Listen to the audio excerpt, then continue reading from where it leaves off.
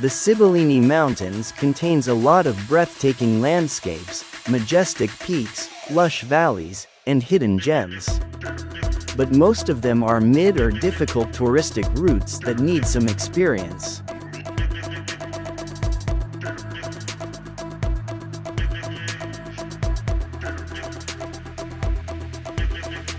Finally, we found the route that can be easily done even by children. Sentiero per Tutti di Forca di Presta, only 3,300 meters long, with only 88 meters difference in altitude. Average time by foot approximately 45 minutes.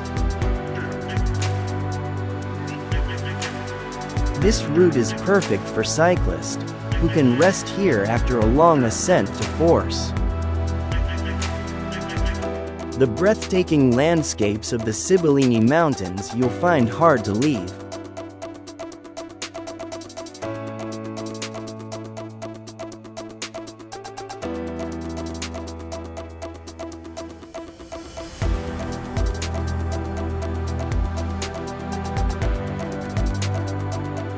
At the end, a beautiful observation desk awaits you, where you can find the information about all the peaks situated around.